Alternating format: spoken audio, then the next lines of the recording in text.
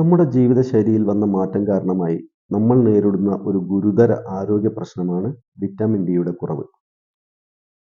Sunshine vitamin, അതായത് സൂര്യപ്രകാശ vitamin എന്നറിയപ്പെടുന്ന vitamin D ആരോഗ്യം നിലനിർത്തുന്നതിൽ നിർണായക പങ്ക് വഹിക്കുന്നു. മറ്റ് വിറ്റാമിനുകളിൽ നിന്ന് വ്യത്യസ്തമായി വിറ്റാമിൻ ഡി ഒരു ഹോർമോൺ പോലെ പ്രവർത്തിക്കുന്നു. ഇത് വിവിധ ശാരീരിക പ്രക്രിയകളെ സ്വാധീനിക്കുകയും ചെയ്യുന്നു.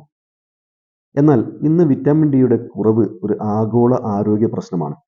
ഇത് ദശലക്ഷക്കണക്കിന് ആളുകളെ ബാധിക്കുന്നുണ്ട്.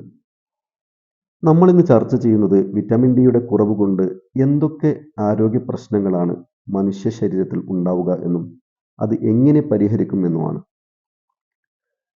വിറ്റാമിൻ ഡിയുടെ കുറവ് പല കാരണങ്ങൾ കൊണ്ടും സംഭവിക്കാം. അവ എന്തൊക്കെയെന്ന് നോക്കാം.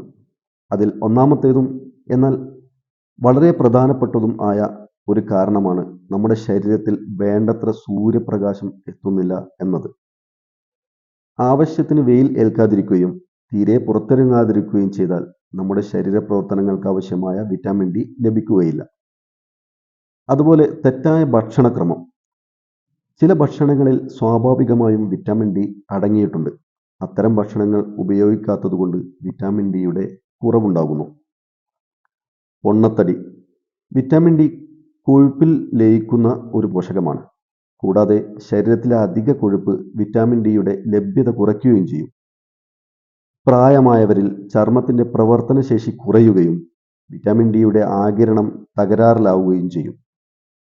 അതുപോലെ മറ്റ് ആരോഗ്യ പ്രശ്നങ്ങളായ വൃക്കയുടെയോ കരളിന്റെയോ പ്രശ്നങ്ങൾ വിറ്റാമിൻ ഡി മെറ്റബോളിസത്തെ തടസ്സപ്പെടുത്തും. ഈ ശരീരത്തിൽ വിറ്റാമിൻ ഡിയുടെ കുറവ് കൊണ്ട് എന്തൊക്കെ ദൂഷ്യഫലങ്ങൾ ഉണ്ട് എന്ന് നമുക്കൊന്ന് നോക്കാം.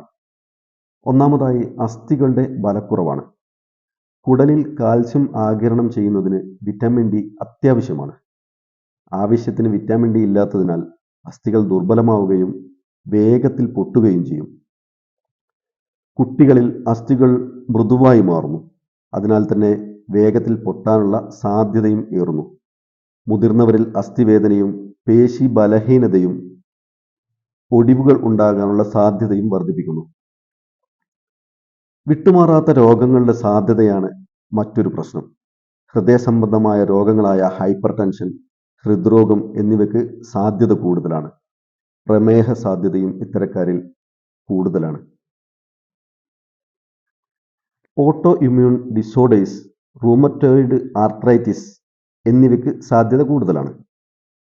പേശി ബലഹീനതയുണ്ടാവുക, വേദന ഉണ്ടാവുക എന്നിവയും വിറ്റാമിൻ ഡിയുടെ കുറവ് മൂലം ഉണ്ടാകുന്ന പ്രശ്നങ്ങളാണ്.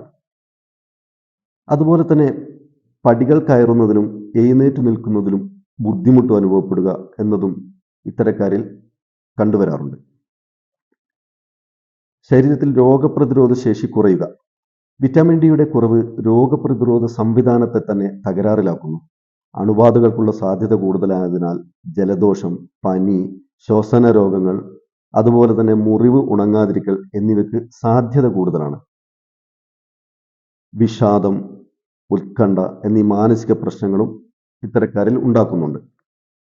അതുപോലെ തന്നെ വിറ്റാമിൻ ഡിയുടെ കുറവ് സ്തനാർബുദം, പ്രോസ്റ്റേറ്റ് ക്യാൻസർ, വൻകുടൽ ക്യാൻസർ എന്നിവയ്ക്ക് കാരണമാവുന്നുണ്ട്.